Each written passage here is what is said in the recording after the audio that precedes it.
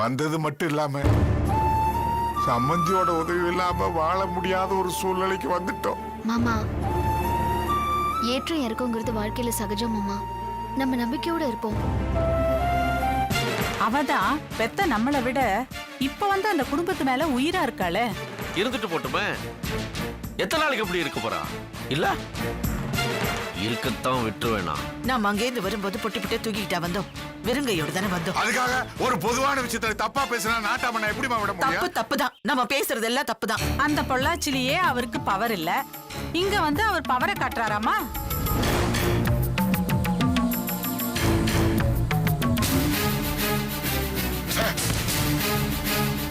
40 வருஷம் நீ என் கூட நிழல் மாதிரி இருந்துட்டு நீயே அப்படி ஒரு வார்த்தை சொல்லிட்டு பாத்தியா? இதை தாண்டி என்னால ஜீரணிக்க முடியல. ஆக உனக்கு இப்ப நான் இலக்காரம் ஆயிட்டேன்ல. ஏண்டி, இப்ப நான் ஒரு வெத்து வெட்டு ஆயிட்டேன் அப்படின்னு நீ முடிவு பண்ணிட்ட. நான் நல்லா இருக்கிறப்போ நான் பேசுனது பேசாதது எல்லாத்தையும் ஆகா ஓகோன்னு பெருசா பாராட்டி பேசிட்டு, இப்போ பொள்ளாச்சி எல்லையை தாண்டி சென்னைக்கு வந்ததுக்கு அப்புறம் ஒண்ணு இல்லைன்னு ஆனதுக்கு அப்புறம் நான் இப்ப பேசுனது உனக்கு முட்டாள்தனமா தெரியுது இல்ல? இத பாருங்க, அப்ப பேசுனது கூட பரவாயில்லைங்க. இப்ப நீங்க பேசுறதா முட்டாள்தனமா தெரியுது. வள்ளியம்மா, ஏங்க நீங்க திட்டுங்க, அடிங்க, ஓதைங்க, நான் எல்லாத்தையும் வாங்கிக்க தயாரா இருக்கேன். அப்ப நீ எல்லாத்துக்கும் தயாராயிட்டல்ல? ஐயோ, என்ன அடிக்கிறதுக்கு உங்களுக்கு எல்லா உரிமையும் இருக்கு. அதே அளவுக்கு உங்களை திட்டவும் எனக்கு உரிமை இருக்கு. ஓஹோ, திட்டணும்னு வேற திட்டம் போட்டிருக்கியா? ஏங்க இப்படி எல்லாம் பேசுறீங்க? நான் திட்டம் போட்டுல உங்களை ஒண்ணு திட்டல. அடுத்தவங்க உங்களை திட்டிடுவாங்களோன்னு தான் திட்டினேன்.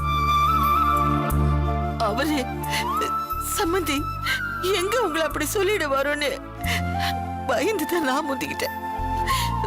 நான் சொல்லாம விட்டிருந்தா அதே வார்த்தையை அவர் சொல்லியிருப்பாருல்ல. ஏன் இதை விட மோசமா கூட சொல்லியிருப்பாருல்ல. உங்களை காப்பாத்துதாங்க நான் அப்படி பேசினேன். விருந்தும் மருந்தும் 3 நாளைக்குன்னு சொல்லுவாங்க.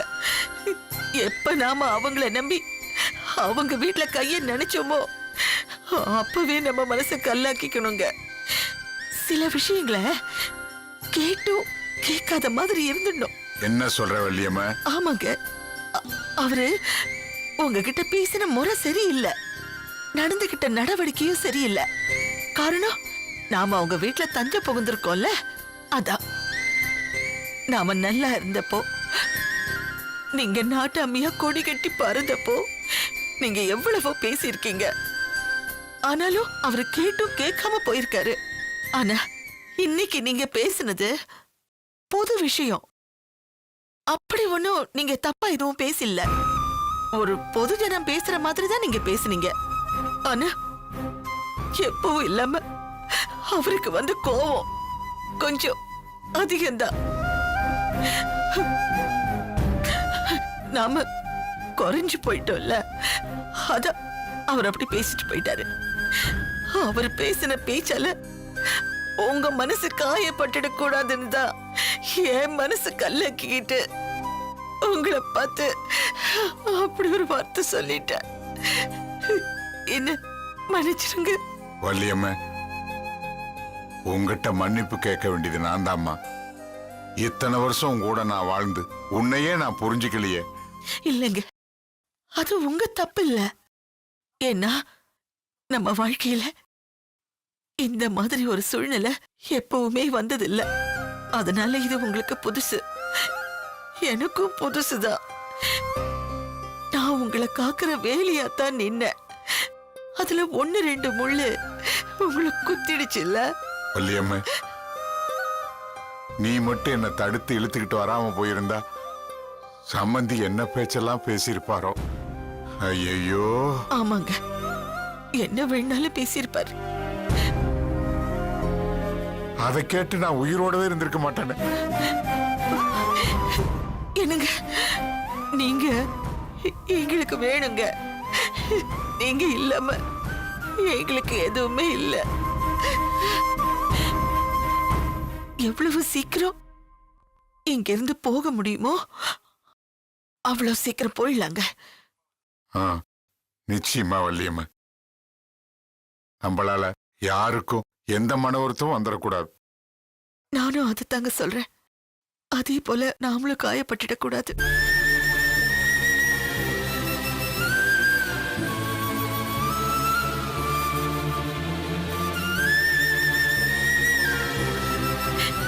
ஏங்க, நீங்க எப்பவும் நாட்டாமையா இப்படியே இருக்கணும். என்ன மன்னிச்சிருங்க, தப்பா பேசியிருந்தா. ஐயோ, நீ எதுவும் பேசலாமா?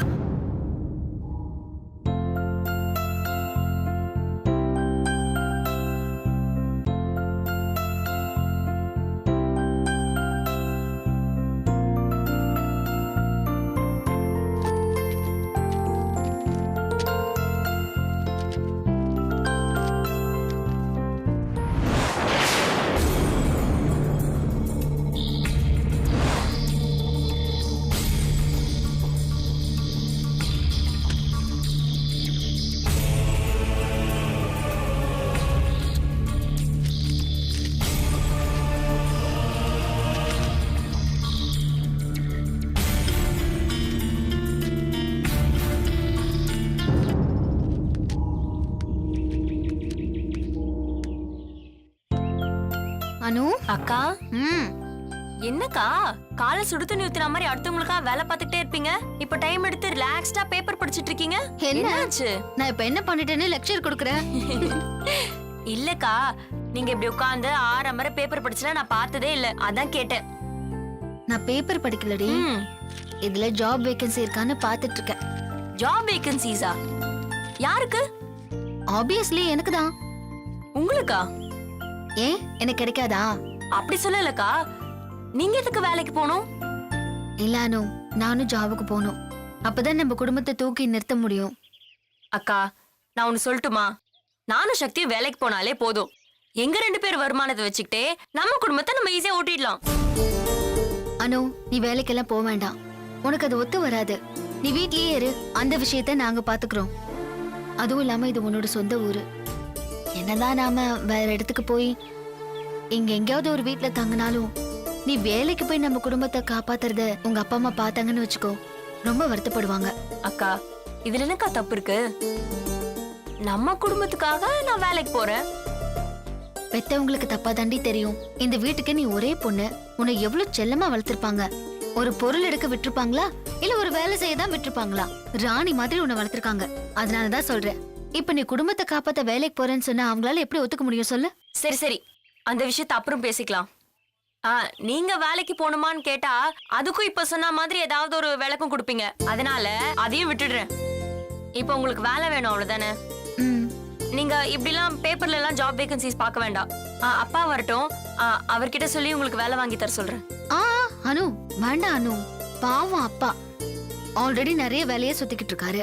இப்ப ஒவ்வொன்றுத்துக்கும் அவர் முன்னாடி போய் இது வேணும் அது வேணும்னு கேட்டோன்னு வச்சுக்கோ, அவரும் என்ன தாண்டி பண்ணுவாரு? அதெல்லாம் ஒரு சிரமமும் இருக்காதுக்கா அப்பாக்கு. இல்ல அனு, எல்லாத்துக்கும் அப்பாக்கே சிரமம் கொடுக்க. அணுவை கூப்பிட வந்தேன். அனுமா, அம்மா கூப்பிடுறாங்க. இது வரேன்னு சொல்லுங்க. இல்லம்மா, கையோட கூட்டிட்டு வர சொன்னாங்கம்மா. ஐயோ, கூப்பிடுறாங்கல்ல, போடி. சரிக்கா, வந்து பேசிட்டே இருங்க. ம். என்ன கண்ணம்மா, அம்மா இங்க? அவங்க மேலதான் இருக்காங்க. ம், நீங்க போங்க, எனக்கு வேலை இருக்கு. ம்.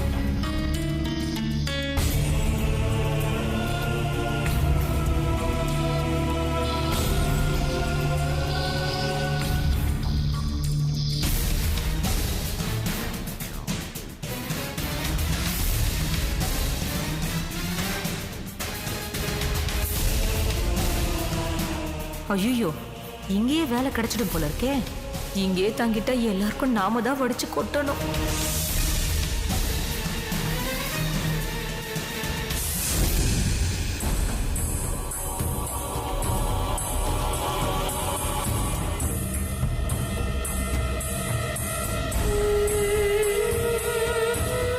கண்ணம்மா, அம்மா, என்னம்மா அங்கேயே பாத்துக்கிட்டு இருந்த? அது வந்து அந்த பக்கம் பூனை ஒண்ணு போச்சுமா, அதான் பாத்துட்டு இருந்தேன். பூனையா? ஆ, பூனை அங்க இல்லம்மா, உள்ளதா இருக்கு. உள்ளயா? உள்ள எங்க இருக்கு? ஒரு கருப்பு பூனை. கருப்பு பூனையா? தான் இருக்கு. சமய கட்டலையா? ஐயோ, பாலை வச்சிருக்கனே.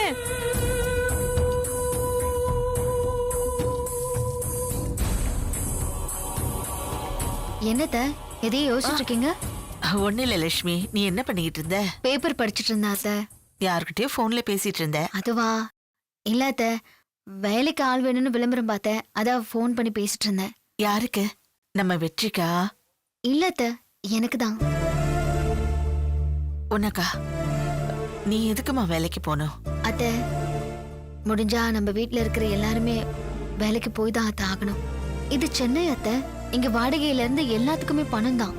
ஒருத்தர் சம்பாதிச்சா பத்தாது இல்ல? நீ சொல்றது உண்மைதான் லட்சுமி.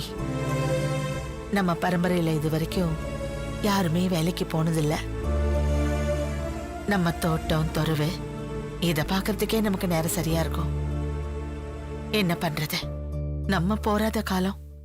நம்ம வீட்டு பொம்பளைங்களும் வேலைக்கு போய் குடும்பத்தை காப்பாத்த வேண்டிய கட்டாயம் வந்துடுச்சு. அத்த, அத பத்தி எல்லாம் எதுவுமே கவலைப்படாதீங்க.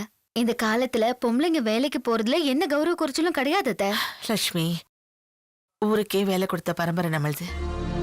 இப்ப நாம வேலை தேடி போக போறோம். அத்த, எல்லாமே மாறிடும், நீங்க கவலைப்படாதீங்க. ம்? போங்க.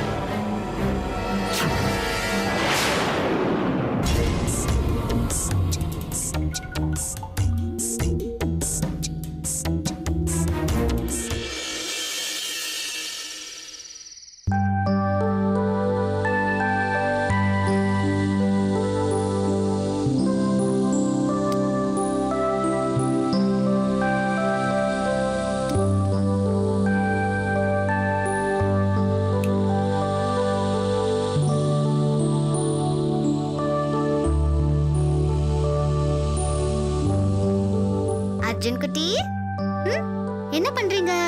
என்ன பண்றீங்க? ஃபேன் ஆன் பண்றேன். ஃபேன் ஆன் பண்றீங்களா? அப்படியா?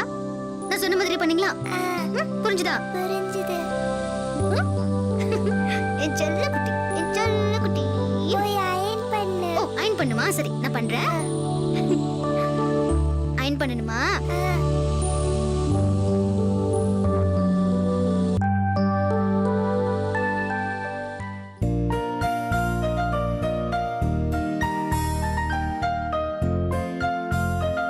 என்ன இந்த நேரத்துல அயன் பண்ணிக்கிட்டு இருக்க?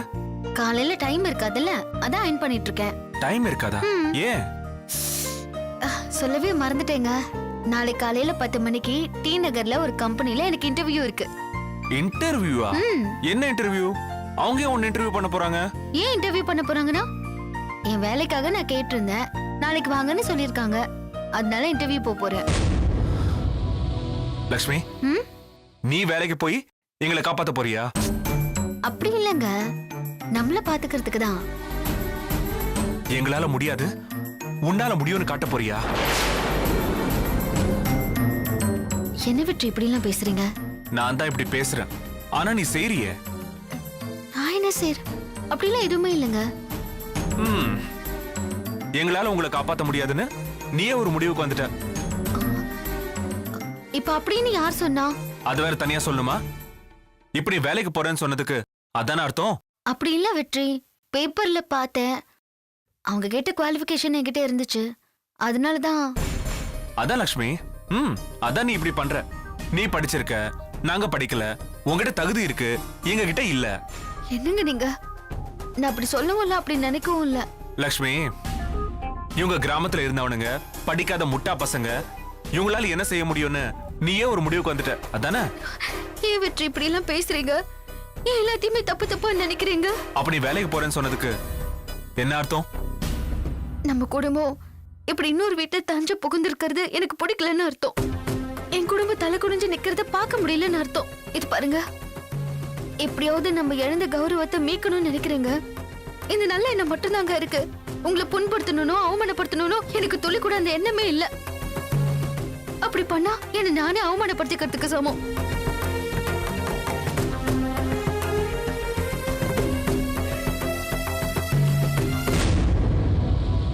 லக்ஷ்மி, இப்படியெல்லாம் நான் கேட்பேன்னு நினைச்சு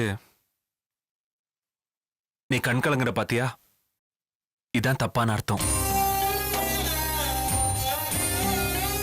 கவலைப்படாத லக்ஷ்மி. பாரு, உன்னை போய் நான் இப்படி கேட்பேனா? உன் மனசு என்னன்னு எனக்கு தெரியாதா? நீ எங்க வீட்டு லக்ஷ்மி. நீ எது செஞ்சாலும் அது நல்லதுக்கு தானே எனக்கு தெரியாதா? கொஞ்ச நேரத்துல நான் பயந்தே போயிட்டேன் தெரியுமா? லக்ஷ்மி, நான் அப்படி பேசுவேனான்னு யோசிக்க வேண்டாம். நீங்க பேச மாட்டீங்கன்னு எனக்கு தெரியும், பேசக்கூடிய ஆளும் இல்லைன்னு தெரியும். இருந்தாலும் நம்மளோட இந்த புது சூழ்நிலை ஒருவேளை உங்களை அப்படி பேச வச்சிருச்சோன்னு பயந்துட்டேன். இங்க பாரு லக்ஷ்மி, எந்த சூழ்நிலையும் நம்மள மாத்திராது. சரி, அப்போ இன்டர்வியூக்கு போக கூடாது. நான் போவேன். போங்க. சரி. சரி அர்ஜுன், நீ இன்டர்வியூக்கு போயிட்டு வர வரைக்கும் அர்ஜுனை நானே பாத்துக்கிறேன், ஓகேவா? சரி. என்னடா என்ன பண்ற? செல்லல.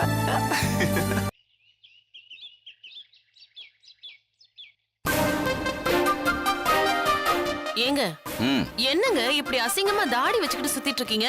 பார்க்கவே கேவலமா இருக்கு. ஏன் தானே அங்க நம்ம நாட்டாம குடும்பம் ஊர் முழுக்க ஷேவ் பண்ணி சுத்திக்கிட்டு இருந்தேன். இங்க நான் ஷேவ் பண்ணா யார் கேட்க போறாங்க, ஷேவ் பண்ணலன்னா யார் கேட்க போறாங்க? சரி, கொஞ்சம் தண்ணி எடுத்துட்டு வா. சொன்னா கேட்கவே மாட்டீங்களே. அண்ணே. இங்க தானே இருக்கேன். என்னடா அண்ணே, இன்னைக்கு எப்படியாவது நாம வேலையை தேடிதான் ஆகணும். நீ சொல்றது சரிதான்டா. ஆனா இந்த வெளியூர்ல நாம எப்படி போய் வேலை தேட முடியும்? ரொம்ப கஷ்டமா இருக்குமே. வேலை இல்லைன்னா இன்னும் கஷ்டமா இருக்கும்ண்ணே. புரியுதுடா, வேலை வேணும் தான். ஆனா தேடுறது ரொம்ப கஷ்டமாச்சேடா. ஏங்க தேடாம எப்படிங்க வேலை கிடைக்கும்? இல்ல தேனு, நாம போய் தேடினா நமக்கு வேலை கிடைக்கிறது ரொம்ப கஷ்டம். ஏங்க கஷ்டம்னு சொல்றீங்க? ஆமா தேனு, இந்த சென்னையில நமக்கு யாரையும் தெரியாது, நம்மளையும் இங்க இருக்கிறவங்க யாருக்கும் தெரியாது. ஆனா நான் ஒரு ஐடியா வச்சிருக்கேன். என்ன ஐடியா? இந்த சென்னையை பத்தி நம்ம சக்தியோட மாமனாருக்கு நல்லாவே தெரியும் இல்லையா? நம்மளையும் அவருக்கு நல்லா தெரியும், நம்ம நிலைமையும் அவருக்கு நல்லா தெரியும். அதனால அவர்கிட்ட போய் நமக்கு ஏதாவது ஒரு வேலை வாங்கி கொடுங்கன்னு கேட்கலாமே. ஏன்னா இந்த ஊர்ல அவருக்கு தெரியாத கம்பெனியும் கிடையாது, ஆளுங்களும் கிடையாது. அவர்கிட்ட எப்படி? இல்லம்மா, அவரால் தான் நமக்கு நல்ல வேலையா வாங்கி தர முடியும். ஆமாண்ணே, நீங்க சொல்றது கரெக்ட்ண்ணே. அவர் எங்க இருக்காரு இப்போ? வெற்றி அவரு அங்க இருக்காரு. சரி வாடா, நாம போய் கேட்கலாம்.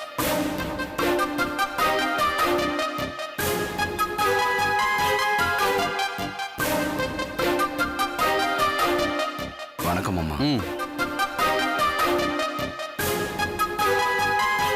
அக்கா என்ன இங்க நிக்கிறீங்க? அங்க பாரு. ஆமா சொல்லுங்க மாப்பிள்ளைங்களா. எங்களுக்கு சொல்லுங்க, என்ன வேணும்? எங்க 2 பேருக்கும் இந்த ஊர்ல எங்கேயாவது ஒரு வேலை வாங்கி தர முடியுமா? வேலையா? ஆமா ஆமா. என்ன வேலை? ஏதாவது ஒரு வேலை. என்ன படிச்சிருக்கீங்க? 6வது படிச்சிருக்கோம். என்னது? 6ஆம் கிளாஸ். கிண்டல் பண்ணாதீங்க மாப்பிள்ளைங்களா. உண்மையாதான் மாமா சொல்றோம், நாங்க 6ஆம் கிளாஸ் வரைக்கும் படிச்சிருக்கோம். அது என்ன 6வதுல 2 பேர் நின்னுட்டீங்க? மேல படிக்க வேண்டியதானே? சேர்த்துக்க மாட்டேன்னு சொல்லிட்டாங்க மாமா. அது எப்படி சொல்லுவாங்க அவங்க? ஏன்னா 6ஆம் கிளாஸ் பாஸ் ஆனாதான் 7ஆம் கிளாஸ் சேர்த்துப்பாங்களா மாமா. என்ன கதையே இப்படி பேசிட்டு இருக்காங்க? அப்படி 6ஆம் கிளாஸும் ஃபெயிலா? ஆமா மாமா. ஃபெயில் ஆனா 2 பேரும் படிப்பு கண்டினியூ பண்ண வேண்டியதானே? எங்க 2 பேருக்கும் சேர்த்துதான் சக்தி படிச்சிட்டானே. அது எனக்கு தெரியும் மாமா. நான் இப்ப கேட்டேன்னு வேலை. மாப்பிள்ளைங்களா, நீங்க படிச்சிருக்கிற படிப்புக்கு நான் என்ன வேலை வாங்கி தருவேன்? எங்க படிப்புக்கு கொஞ்சம் கீழே இருந்தா கூட பரவாயில்ல மாமா, நாங்க வேலை செய்றோம். முதல்ல இப்ப சேர்ந்துக்கலாம், அதுக்கப்புறம் எங்க படிப்புக்கு தகுந்த மாதிரி வேலையை பாத்துக்கலாம். என்னடா 6ஆம் கிளாஸ்லாம் ஒரு படிப்புன்னு சொல்றீங்களே, அதை நினைச்சா ஏமாமா அது படிப்பு இல்லையா? இங்க பாருங்க மாப்பிள்ள, இந்த ஊர்ல ஹோட்டல்ல டேபிள் துடைக்கிறவங்க கூட ஒரு டிகிரி முடிச்சிருக்கான், ஹோஸ்டல்ல இன்னொரு டிகிரி பண்ணிட்டு இருக்கான். அவங்களுக்கே வேலை கிடைக்க மாட்டேங்குது. நீங்க என்னடான்னா 6ஆம் கிளாஸ் படிச்சதே பெருமையா சொல்லிட்டு இருக்கீங்க. அதுக்கெல்லாம் எவன் வேலை கொடுப்பான்? இன்னும் சொல்ல போனா உங்க ஊர்ல கூட உங்க படிப்புக்கு வேலை கிடைக்காது.